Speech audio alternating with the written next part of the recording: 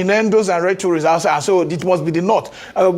Pursuing generalization statement on general terms without specifically stating what candidate you think should be that. For me, I think that candidate should be Peter Obi. Candidate that have moved that goes around from state to state, that move from Jigawa to from Abuja to Kafasha to Kaduna, even to Olamaboro in Kogi State, and I've been to several technical institution, nursing school. We can't have people who are not showing compassion, who are not showing that they have the capacity to be able to know the terrain of this country. Because the problem we have put people in government who have not been able to even know what is the route that link between Ogugu to Enugu. What is that road? People don't travel, they travel on shop. But I have seen a candidate.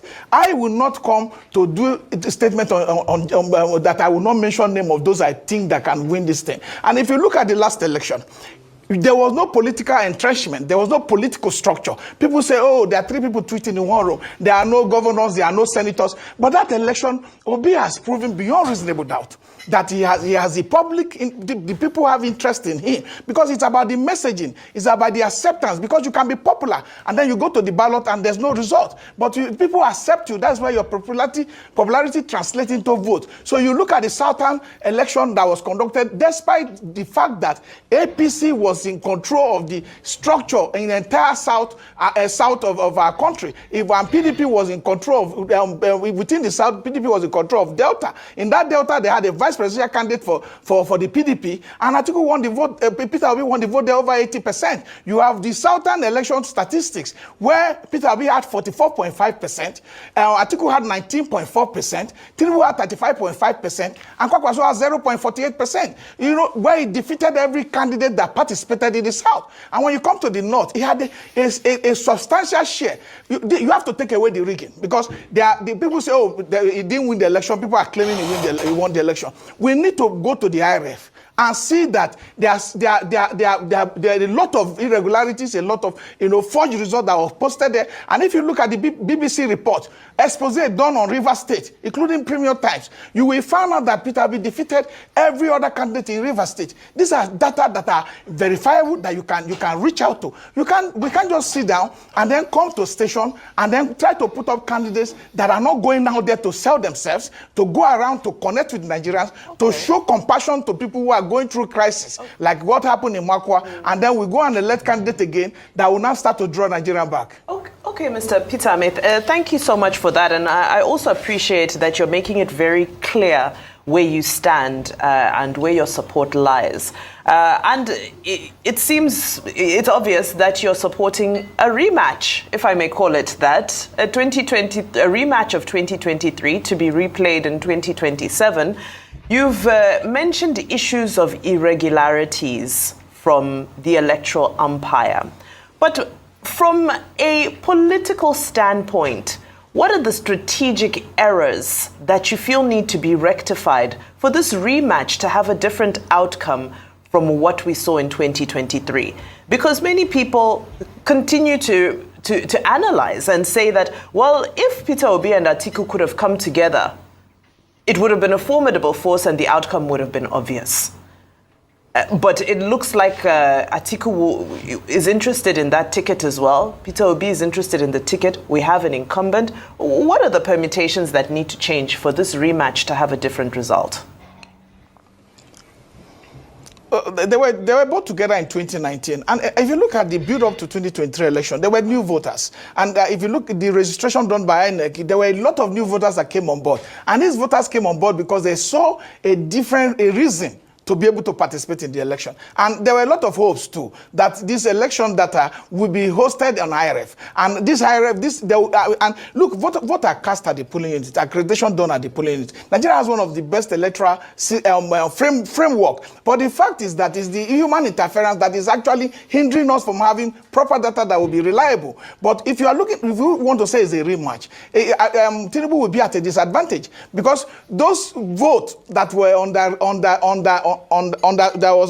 was registered, that were not the exact numbers of votes scored. I also there we are going to tackle them because people don't want to look at facts. They say, no, why are you saying this? Look at Lagos election. We have seen on station where when we started going to court, the data that was presented from EC8A, because you have what they call from EC8A, which is given to each polling unit agent of political parties. You have from EC8B that now you record the final electoral result. The PDP has the complete data of that result in Lagos that reflect the fact that Obi scored far above 500,000 votes. So this our election, for us to get it right, I have actually put out before that you can look at sections of the Constitution, section 105, subsection 1, section 64, subsection 1, and you can look at other sections, section 178, subsection 2, and look at those sections, and then make sure that we have our election all conducted in one day. If we have all this election conducted in one day, it will reduce the voter apathy, it will reduce the fatigue on INEC, it will reduce the cost of conducting the election,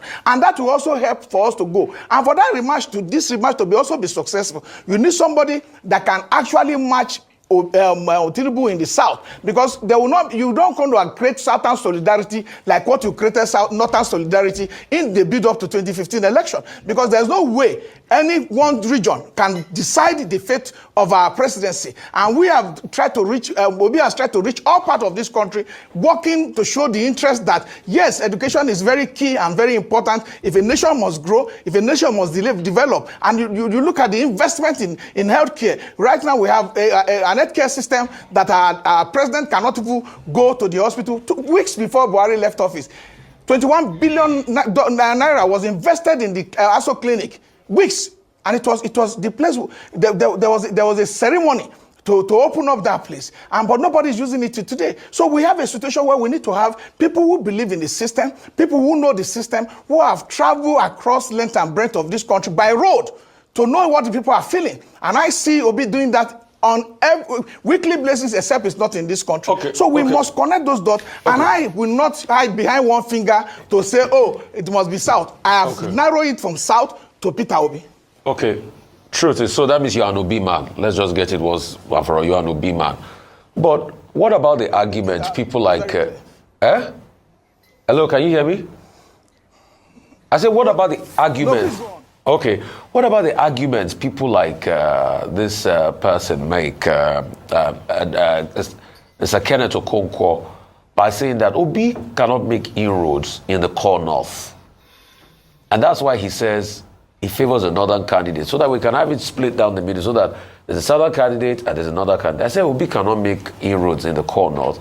I didn't win a lot of the votes in the north the last time around. And you need somebody that the north will be able to hold on to, as it were.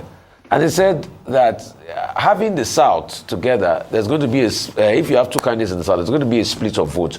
But if you have the north, a northern candidate, then the north will collectively stand behind somebody, and the south will stand behind their candidate, and they are going to merge them. In fact, let me be honest with you, the thought of me talking about this on national TV makes me feel very stupid in this country, that after many years of independence, we still talk about north and south rather than development and people that are competent and they have character. So I feel very stupid this morning, but either way. So what's your take to that argument? Sincerely, Rufai, I must agree with you that it's embarrassing that we're still talking about North and South, that it should be based on competence, merit, and ability to perform.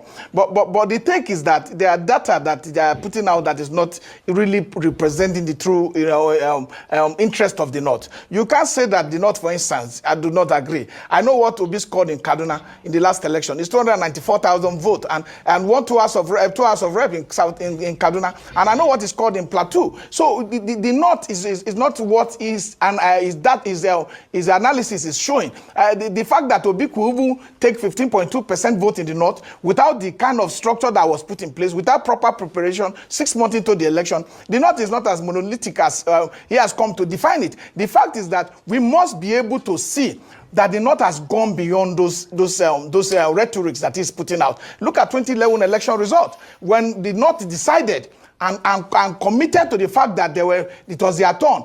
The CPC won almost the state in the North. Ribadu won in Osun.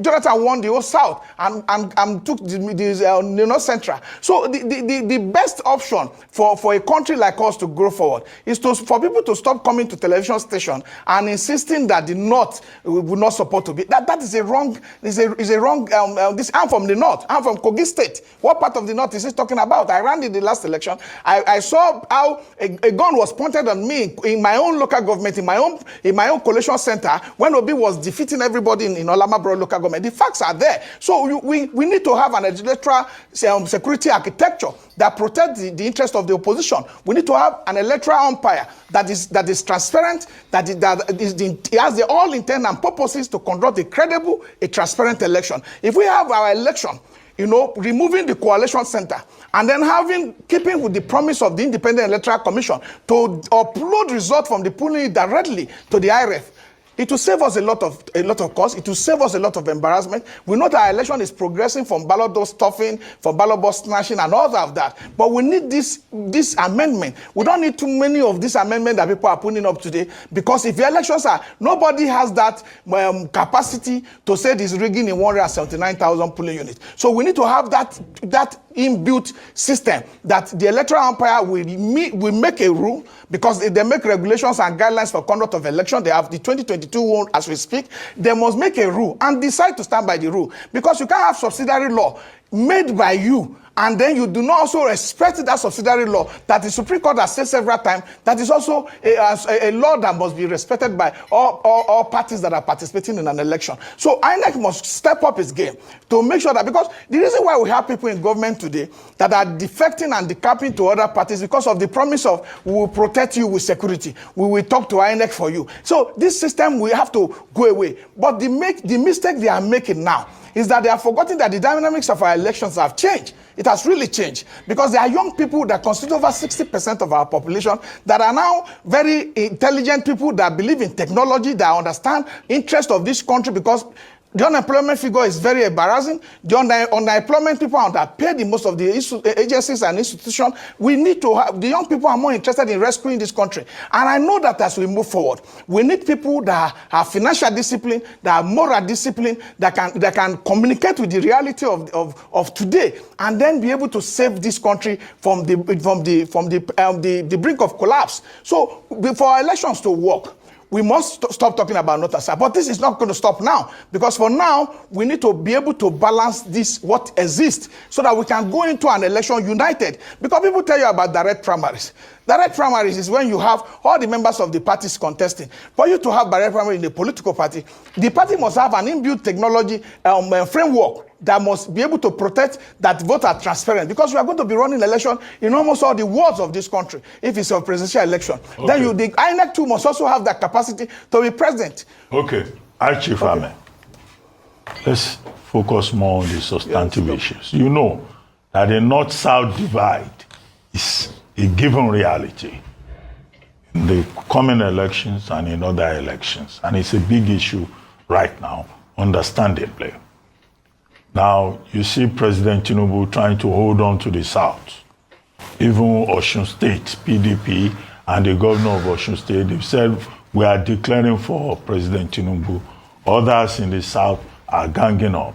Now, how do you think this matter will be resolved? What's your prediction? Do you think that the coalition, one way or the other, will be able to shake the incumbent president and party? Or that the coalition, all of this drama is just a social media drama, just scaremongering, and that it may be difficult to dislodge the southern candidate who is currently the president of Nigeria. What's your reading of the calculus? Let's go beyond the social media rhetoric. We will remove Tinubu, we will remove APC. How practicable is it?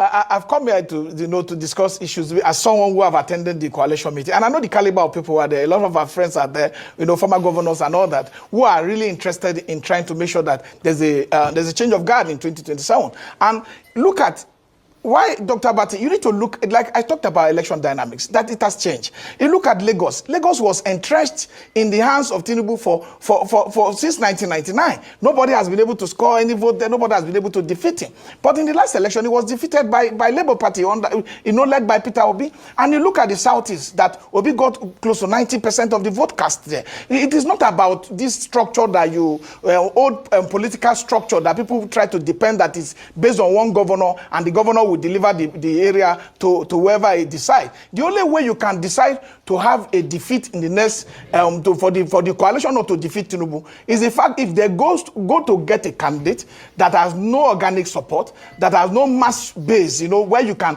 tap from the reservoir and then add to it. So if you look at the South, you know that there's an interest. So you can't put yes, I agree with you that these are reality, North and Southern rotation. But most times, unwritten laws are more decisive and are more potent than even those that are written. Because you can't say that, you pick a president from the North today. They say, no, you should pick a Christian from the South. What about the Babalawos and all that? This is what we do in this country. We agree, we have accepted that. When you pick a Southern Christian, you are expected to put a Northern Christian. So a Northern Muslim. So we agree this exists. And that is why we are saying, for us to have a united front, for us to have the Southern solidarity for those who are suffering in the South, who have determined to be able to remove this government, and also add to the support of 15.5% vote that will be as called in the North. That is what was recorded after all the failed attempt to take away all the vote from him. So we need to have that, and then bring in the support base of other Northerners who believe that the only obstacle that would have sorry to interrupt talking about Southern. Sorry to interrupt you. What is your recommendation? Who and what are you recommending to the coalition? Since you say you have attended some of their meetings. Within the context of your line of argument. For every time that you have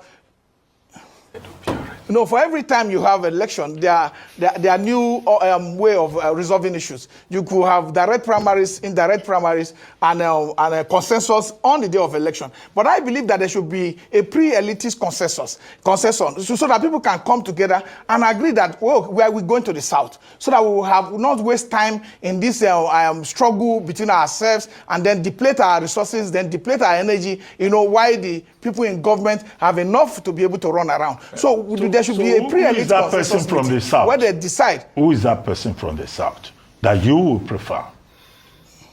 No, I said it that Obi is what I prefer. I prefer Obi because I have known Obi for a very long time, and I know he has been very consistent with his principle. And if you say, who am I going to choose as somebody that should mentor my children, that will be able to bring this country back to financial discipline and bring fiscal discipline on board of our leadership of this country, I believe Obi has the capacity, the compassion, and the merit to deliver on that result. Okay, you are campaigning for Peter Obi of the Labour Party. But at the same time, you have Dr. Dati Ahmed saying that Mr. Peter Obi should stay with the Labour Party. So looking at these things, some of us are a bit worried that the future is still a bit fluid. Don't you think so?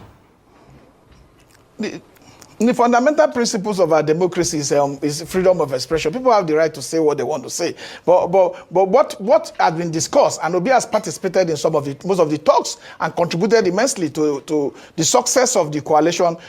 So I believe that for coalition mostly yes, you can have individual elitist high-ranking coalition members, and then you can also have political parties come on board later. But as we discuss this matter today, I have not seen Obi retract any of the statements he has made about his interest for the coalition. So I want to ask that to respect his own opinion for what he has said, but that is not what the general people supporting Obi are canvassing for today. We are canvassing for the fact that there must be united opposition behind Peter Obi so that we can get this thing right in 2027. All right, that's duly noted. Thank you so much for your time, Mr. Peter Ameh. We continue to watch as the balls drop. National Convention in Ibadan, Oyo State, has deepened the ongoing rift between the camps of the FCT Minister Nyesom Wike and Oyo State Governor Seyi Makinde. the decision ratified at the party's 101 National Executive Committee meeting in Abuja is widely seen as a calculated move to bolster Makinde's influence within the PDP, potentially sidelining Wike and his loyalists. Chaired by the acting national chairman, Ambassador Ilya Damagum, the NEC meeting brought together top party leaders to address internal cohesion and the PDP's readiness for the 2027 general elections. As the party navigates this internal dynamics, all eyes remain on how this strategic shift will shape the PDP's future. All right, gentlemen, so good to have you here. All right, Tony Nwaji, let's begin this way. I mean, the power tussle between the FCT minister, Nyesom Wike, and the Oyo State governor. Do you think the decision to move the convention to Ibadan is a win for Governor Makinde, looking at the ongoing PDP power tussle going on? For me, I don't think it's not an issue. The last time I checked, Seyi Makinde is a PDP governor. Sure. Yes, he's a PDP governor, and Nyesom Wike is a minister under the present. Still a member of the PDP. Still a member of the PDP. And you don't expect the party, of course, I'm sure maybe other governors don't have the financial wherewithal to, financial strength to host their party. And it's a normal thing. If I hear that maybe a governor of an APC state is doing this, for me that would be news. But I know where the news is. I know where all this thing is coming from, of course, because of the rumor that Makinde's, interest in 2027 general election. Do you think he has the interest? You know where I'm going. We do the facts. So, of course, if not, it won't be news. Of course, the PDP governor has to host it. If the Bauchi State governor is not doing it, somebody has to do it. I know Wike and FCT governor, FCT minister used to be, they belong to the same FCT minister. Nyesom Wike and Seyi Makinde used to be close pals. Yeah, they used to be quite joint. Yeah, of course, politics now, but I don't think it's a permanent thing. In the interim, they are not in the same field for now. So that is where all this thing is coming from. Seyi Makinde is a member of the PDP. He is still the governor of Oyo State. So hosting the party convention, NEC meeting, whatever, should not raise this kind of speculation we are speculating. You don't think bringing it to Ibadan means that maybe the Southwest is calling the shots here? See, it's a conjecture. As I said before, I know where it's coming from. It's just politics. If it's not Seyi Makinde, for instance, and it's the governor of Bauchi State that is doing it, or Taraba State governor, I'm sure nothing will happen here. Nobody's going to talk about it. So let's just wait. And secondly, 2027 is still it's 2 years away from now. We should be talking about governance and not election. We just May yesterday, that made it 2 years. So I'm just surprised. This is the first time I'm seeing that election like 2 years away from now is being prepared for right now. Everybody's talking about it as if it's tomorrow.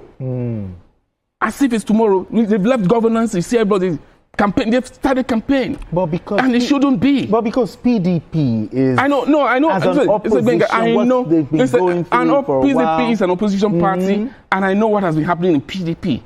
To an extent that a lot of people just do your own thing. People are tired at a point when they were not getting it right. They seem to be getting it right. Let's just give them that benefit of the doubt and see how it goes.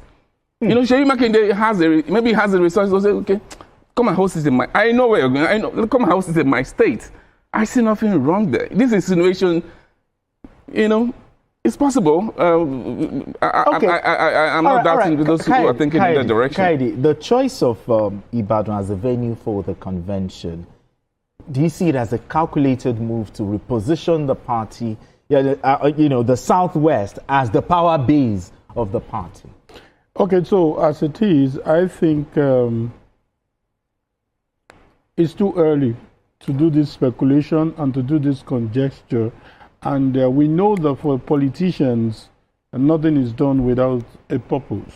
We let's give it to them. Okay. But if you want to look at it on the basis of reports available, because we haven't heard Wike say this is a wrong move, and we haven't heard anybody saying, oh, they want to start another crisis. As far as PDP is concerned, and what is in the news, is that they've settled their differences. In fact, I was going to even raise that issue when some lawmakers defected recently and said there are issues within the party. I said, I hope somebody will not go to court and challenge them that, hey, what is your reason?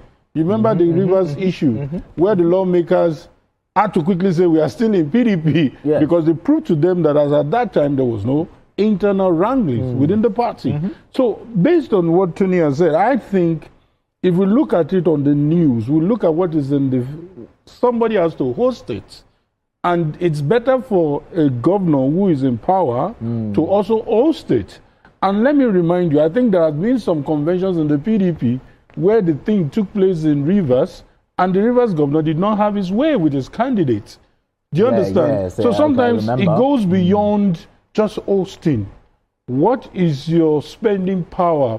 What is your how have you been able to penetrate the structure, the delegates, or whoever is going? I know this is not the primary convention. Yeah, I know. This has to do with the new NWC that is going to be formed. So let's leave it at the level the party has left it. Nobody has cried foul. But this, you know, but I understand. Okay. I understand. You can suspect.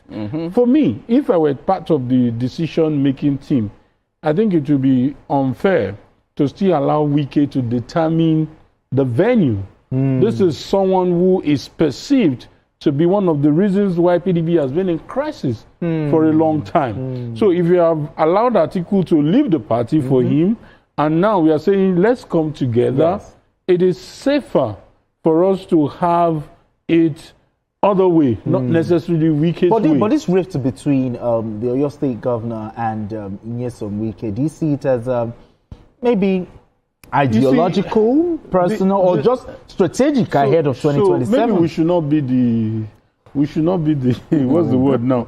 We should not be I'm looking for the right word.